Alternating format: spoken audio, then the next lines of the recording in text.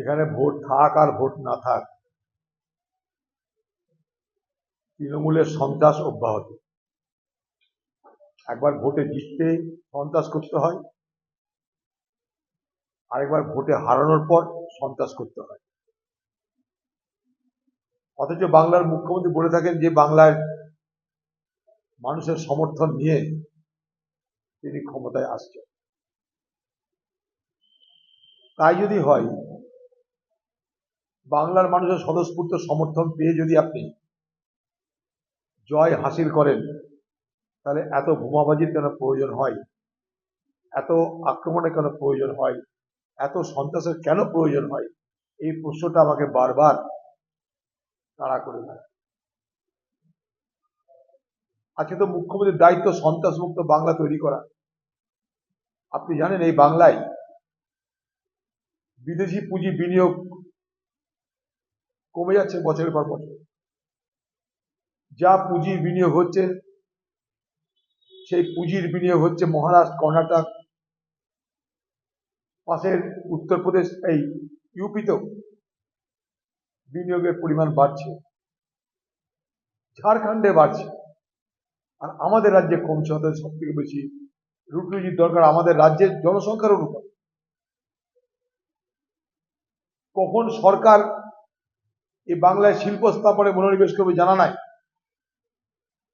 কারণ তাদের প্রয়োজন পড়ছে না এই কারণেই যে তারা জানে শিল্পের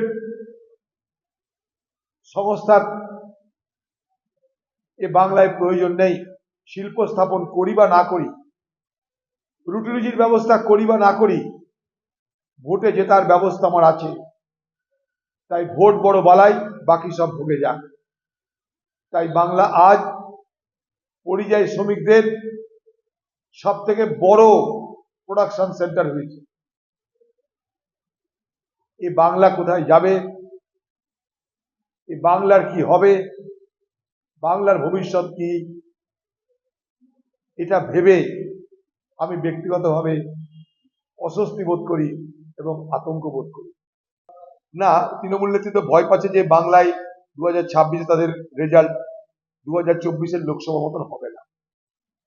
মমতা ব্যানার্জিকে চতুর্থবার ক্ষমতায় আবার ফিরতে হবে। মমতা ব্যানার্জি তার জন্য প্রস্তুতি শুরু করেছে, এবং মমতা ব্যানার্জি যে প্রস্তুতি নিচ্ছে তাতে তিনি তার পুরনো যারা কলিগ, ওল্ড হ্যান্ড যারা, তাদের উপরে বেশি ভরসা করছে।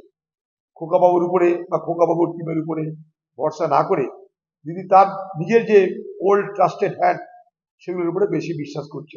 Old is gold, old horse is best to ride, old wine is best to drink, old wood is best to burn. দিদি তাতে বিশ্বাস করে। পুরনো লোক যারা, পুরনো সাথী যারা, তাদের উপর ভরসা করে করো। ছেলে ছোটদের উপরে ভরসা করে লাভ নাই। কখনো ছুটি নেয়, কখনো থাকে, কখনো রাগ দেখায়, কখনো চলে যায়। অতএব দিদি চাইছে তার কর্তৃত্ব তার পার্টির উপরে শক্তভাবে বজায় থাকুক। দিদির দলে কর্তৃত্বের লড়াই শুরু হচ্ছে। সেই কর্তৃত্বের লড়াই দিদি যাতে পিছপা না হয়ে পড়েন, তার জন্য তিনি তার যারা ট্রাস্টেড পার্সন, তাদেরকে তিনি আবার ময়দানে সামনে নিয়ে আসতে চাইছেন। বাংলা কথা চিন্তা।